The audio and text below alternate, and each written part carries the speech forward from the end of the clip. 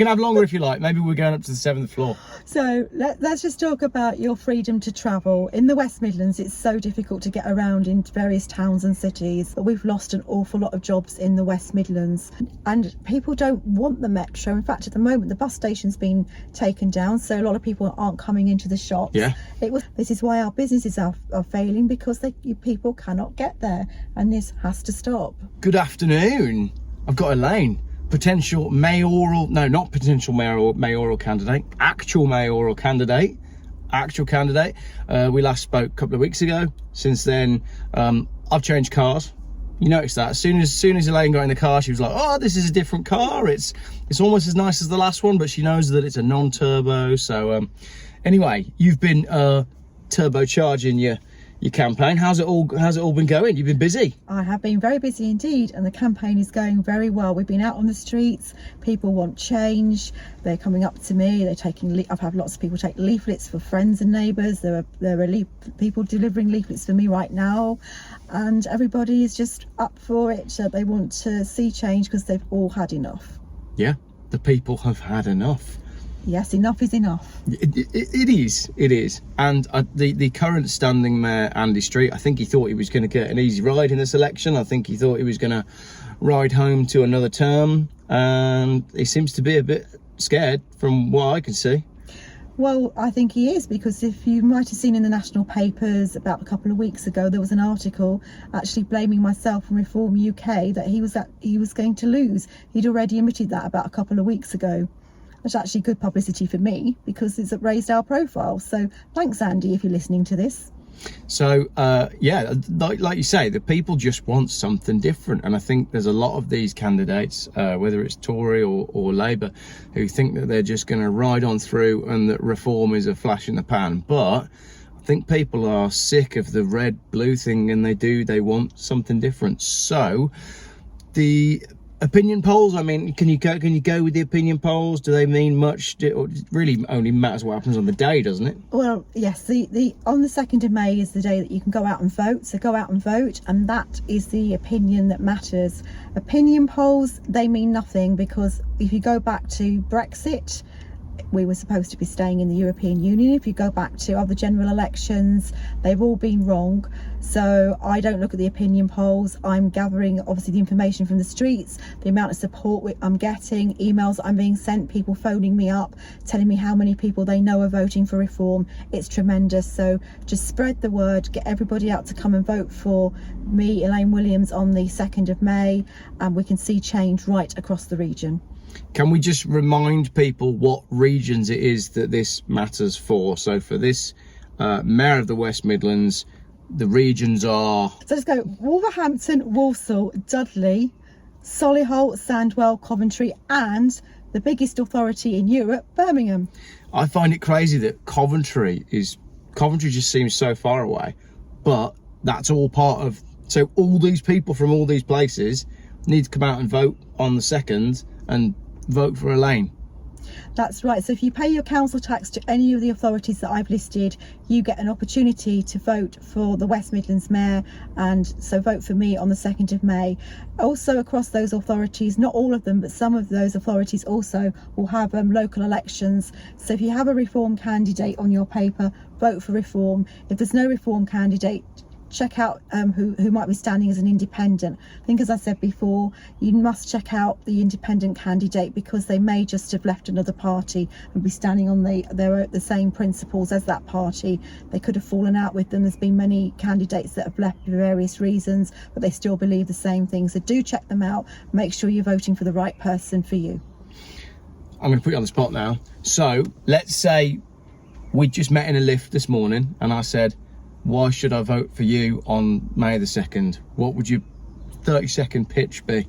Well, 30 seconds, well, let's go then. You can have longer if you like. Maybe we're going up to the 7th floor. So let's just talk about your freedom to travel. In the West Midlands, it's so difficult to get around in various towns and cities.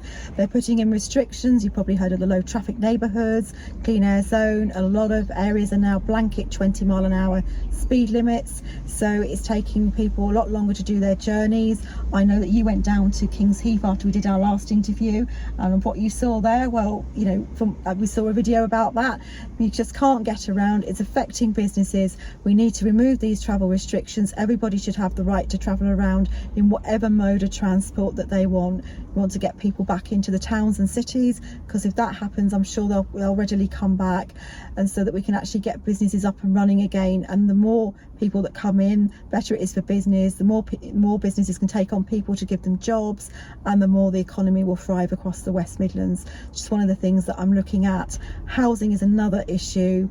We need more houses, and I know from what I've found that we haven't had hardly any social houses built under Andy Street. He's admitted to building about, I think, 46 social houses in the last 7 years, but done a lot more affordable homes. But the question is, what is affordable with the current cost of living? So I like to be looking at where we got brownfield sites, because I don't believe on building on the green belt. We need to protect that we get as many houses built as quickly as possible.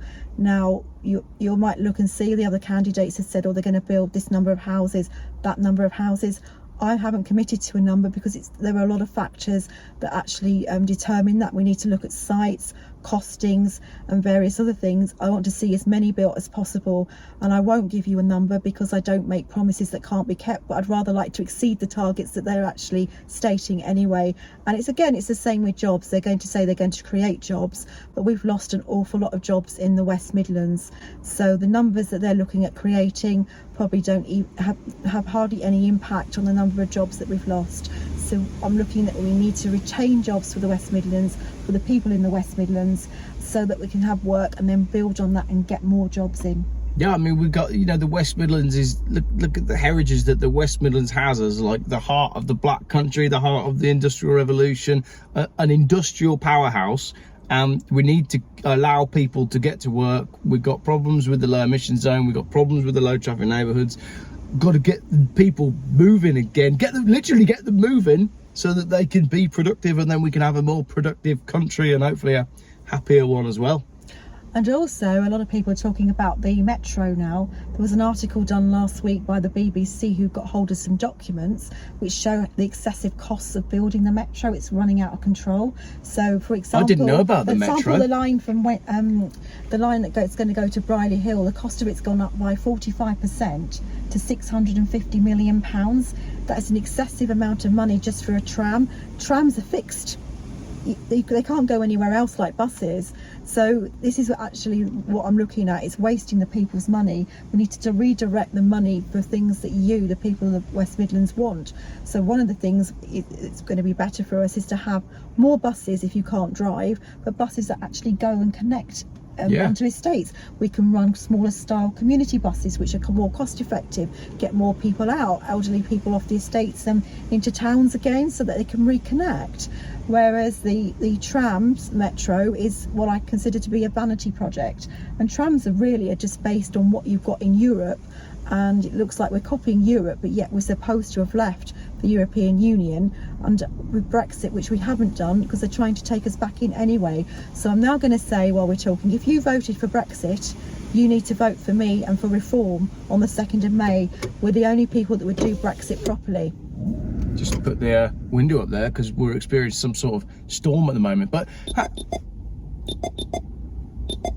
old-fashioned Sony stereo, you see, in my old-fashioned car. This metro to Brierley Hill, where's it meant to connect? Brierley Hill to where? Brierley Hill, it's coming through Dudley. Yeah. And it's going, I think it's the line out to Wednesbury. But I've been in Dudley on Saturday campaigning, and people don't want the metro. In fact, at the moment, the bus station's been taken down, so a lot of people aren't coming into the shops. Yeah. It was Saturday, and so few people in a town on a Saturday. You'd expect it to be packed. The market traders, they're experiencing a downturn in people coming in, so they're not making as much money. And even going into Dudley, it was what I call a nightmare. I wasn't driving, thankfully, I was the passenger, but what they have gone and done is put up lots of signs. You can't go left, you can't go right, and in fact, to do that, they've even put the brick bollards in the road on one side, almost like a low traffic neighbourhood scheme that you would have seen in King's Heath. And I just felt, going in, why would I want to come back and have to go round this these roads to actually come into Dudley, because it was just making our lives more difficult to get there. And if everybody thinks like that, this is why we're having a downturn in people going into towns and cities. This is why our businesses are failing, because people cannot get there, and this has to stop. So if the people can't get to the high street to go and shop, when they get there, if they do get there, they can't park, and then when they get there, the shops that used to be on the high street are no longer there because they've all gone out of business because the people can't get there. It's got to stop, hasn't it? We need to rescue our high streets by allowing people to go to them. And that's right. And then you will get other people saying, well, look, people shop online. But let's just question why people shop online. It's probably because they can't get to these places which they want to get to. So they think, well, let's just go for the easier option. If you actually can get there, then I believe they're going to come and have a look and see what's on offer, and start using the town centres again. It's not going to stop. Obviously people still buy online as well, but it gives much more variety to shopping. I personally like to go and see what's available in the shops, because if you buy something online, you don't always get what you want anyway. It comes and you look at it and think, that's not what it looked like online, and now I've got to send it back, or I've got to put up with it and just keep it as it is. At least if you go into the towns, you meet people, you can buy what you want, and you've had a day out. Yeah, there's the social side of it as well. It's important to keep these communities going. If we all just order online and stay in our homes, then nobody gets to talk to anyone, and that's not conducive to running a happy and healthy society. I sound like a politician myself. Excellent. So May the 2nd, all those people from all of those regions have got to get out and vote. Let's get Elaine into office, and let's start doing stuff to get people moving again. What would be the first thing that you do? Let's say it comes around, right? Firstly, how would you celebrate? How would I celebrate? Glass of Prosecco, or? Well, I certainly probably would have maybe a glass of red wine and get my team together to thank them for all that they've done, all the people that have helped. So we are working with small numbers, but we've had people take leaflets to help, and we've had people sharing things on social media. I've got a bit of social media help there. But there's been two of us that have been working on this solidly every day, generally from about the time we get up in the morning to gone midnight, and that's myself and my agent. And then we've had other people maybe come out and do stalls and different things like that. But we're a very small team, and it's a bit like, when you read in the Bible, it's David and Goliath really here. So we're David, and the other parties are Goliath. They have so much more money in their coffers, and they've got they did have more activists. I'm sure the Labour still have, but it has been noted that it looked like Andy Street was delivering his own leaflets by himself yesterday in Dudley, so I'm not quite sure where his team was yesterday. Yeah. I started reading a book whilst I was on my holiday in Spain called Freakonomics, and it breaks down different aspects of economics that you would never really consider to be economics. But did you know, statistically speaking, it's not always the case that the person that spends the most wins the election? Well, that's very interesting, because compared to what the others have spent, which no doubt they've been putting posters out, leaflets out everywhere, I paid my deposit, which I will no doubt get back because we are going to do very well. I paid some money to go in the West Midlands Combined Authority booklet, and I've had some funds in to help cover that. I paid for 15,000 leaflets and some posters. So at the moment, with what I've spent on this campaign, and that's not taking into account the donations I've had and the fact that we will get the 5,000 deposit back, probably spent about 12,000. We'll get the deposit back, and as I said, I have had some funds in to help. So it does show that you can do a lot with very little if you spend it wisely, which is a good statement to make, because if you look at the local authorities, I actually believe that all authorities that are having our council tax monies and whatever other monies they're having, if they spent it wisely, we wouldn't be in situations that we now see some of the local authorities in, such as Birmingham City Council going in bankrupt. Absolutely. I mean, we've got to stop so they're going bankrupt, and yet we're still talking about these vanity projects. I don't understand it. We need proper accountability. We need proper spending on stuff that works for proper real people. Absolutely. And going back to your previous question, I don't think I answered what I would do on my first day. So on my first day, I would like to see everything that's happened I'd like to ask for all the minutes of the meetings, and I'm going to see what's been happening in the last 7 years to get an overview of what's been going on, and then we start revisiting everything that's going at that point, that's all the projects, and we look at all the money that we've got, and we start making sure that what's going to be spent is going to be spent on correct things for what the people needs, and there's going to have to be proper accountability and transparency. And personally, I would like to, a lot of people don't even know what the West Midlands Combined Authority does, but I would like to give regular updates to the people of the West Midlands on how things are going. After all, you will have voted if I'm elected, which please come out and vote so to ensure that I am. You will have voted for me, and if somebody votes, they should expect to know what's going on and how their money's been spent. Obviously, there are some things that it would not be able to be said if they are actually truly confidential, but it's just about you knowing where we're heading, how things are going, and also to ask any questions as well. The public should be involved in decisions that are being made about them. It's about your lives. It's not about the lives of the people who are trying to run your lives at the moment. Yeah, absolutely agree. And I do think that a lot of these things are set up in a way that we deliberately are kept in the dark as to what power we have as humans. Not everybody knows that the mayor of the West Midlands area is so large, for example, or that it has such an important role. People aren't told, so they don't know. So they don't know to get out and vote. So where do you go to vote, and what do you need to take with you? Right, so for those of you who haven't had a postal vote, because if you have a postal vote, you need to make sure that's back by the 2nd of May, otherwise it won't get counted. They need to be getting on with that, then, don't they, really? So if it's going to go in the post, you can take it and hand it in, but you have to do your statutory declaration this year if you're handing it in, because they've changed the way the electoral procedures work. But please don't feel that you don't want to do that, because if you take it in, at least you know you've got it in on time, because now it's Monday today, so if you do post it tomorrow, it's touch and go whether the Royal Mail will get it there, because we know that some deliveries take longer than 2 days currently. So Thursday, your local polling station is where you vote. You should have had a poll card, and it will tell you where to vote. So you go along to your polling station, and you have to take a form of ID with you, so you need to check out what that is. Generally that will be driving license, photo card, that is, also a passport and some other forms of photo card identity if you don't have one of those. Of course, you'll have to show that at the polling station. For the West Midlands, if your local authority is having local elections, you will get a ballot paper for the local elections.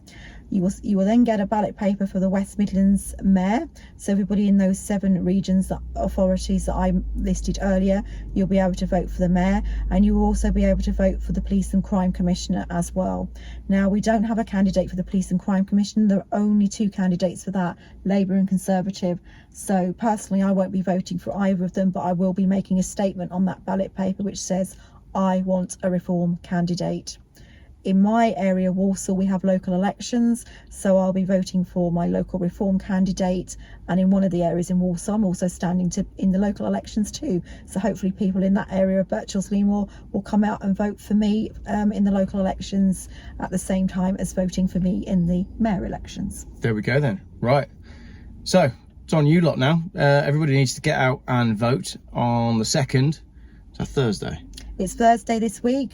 Don't forget, you can vote between 7 a.m. in the morning and 10 p.m. at night. So if you're going to work and you work later, or you work early, you've got that opportunity. So please ensure you do go along. It's not going to take very long. You just pop down to your polling station, put a cross in the boxes for whoever you want, or if you're not going to vote, like in the Police and Crime Commissioner election, I'm not going to vote, just write your statement across it, but make sure you don't actually put any crosses in that go in that box as you do it crossing out, because they'll try and count that if you do put a line in a box. Absolutely. And it should take you no more than about 10 minutes, and it's really, really important that you do this, because it's you that needs to have the say, and we need to have things changed. If you don't go and vote, we're not going to get that change. So please go out on Thursday, vote for me, and we can see change across the West Midlands. And remember, they don't want you to vote. The powers that be don't want you to vote. So that's a really good reason why you should go out and make your mark, because, you know, stand up and be counted and all that. And I think there's a lot of people that like to say things like, oh, I'm not into politics and I'm not interested in all of that, and I don't vote because of X, Y, Z. Well, if you don't, then it just plays into the hands of the people who already have the majority. What we need is we need people who don't normally vote to go, do you know what? I've listened to Geoff and I've listened to Elaine, and I reckon I'm going to get myself out there on Thursday and I'm going to get it done. So we did talk about that last time. We did. I think I called it negative voting. Absolutely. So what I mean by that is that Labour and say the Tories, they know where their supporters are. Well, the Tories used to know where they are. I don't think they know where they are anymore. And they will go and they will knock on the doors of those people and make sure they go out to vote. But where there is lots of people who haven't voted, they haven't got a clue how you're going to vote anymore, and so they don't know that you're going to go out and vote. So if all of you go out and vote, it's going to make a massive difference. So if we look at a few figures, West Midlands mayor election 2021 was the last election, and I've done a bit of checking out. So about 31.2% of people voted in that election. That's under a third of the West Midlands voters went out last time. So all it takes is maybe another 15 to 20% of people to go out, vote for me, for reform. And even without anybody else voting for reform, we could take it. Yeah. But there are lots of people who already said they're going to vote, who normally vote. So let's go for a big majority on this as well. Send a message to the other parties that we're not going to stand for what's going on anymore, because our rights are being infringed. That's our right to travel. Another right is our freedom of speech is being taken away from us. All these things need to change, and it's only you, the people, that can make the difference. Let's get it done. That's interesting though. So only 30% of people voted, but I bet 95% of people are moaning about the way things are. So don't be moaning about the way stuff is if you're not then going to go out and try and change it by voting. So we need these numbers to come up. Anything else to add, or we've covered a fair bit there, so. Well, we have. So yes, so just Thursday the 2nd of May, go out and vote, and tell everybody you know to go and vote as well. Spread the word. This is done by word of mouth as well, because as I said, we don't have the numbers that are working on this. So you can help by telling people about us, about getting them out to vote, and let's see what happens. I think we can make a huge difference. If you get out there, things will change. So vote for me on the 2nd of May, Elaine Williams. Go for it. Vote for Elaine. And people in the comments on the last video were like, here, Geoff, Elaine seems like she knows what's going on. Elaine's pretty awake on a lot of stuff, I reckon. And a lot of this stuff that's happening in schools as well, and a lot of stuff with education, and a lot of stuff with these unelected bodies that seem to have quite a lot of influence in politics. She knows about it all. So we're not going to talk about it on this video, but she's a good egg. Thanks for watching.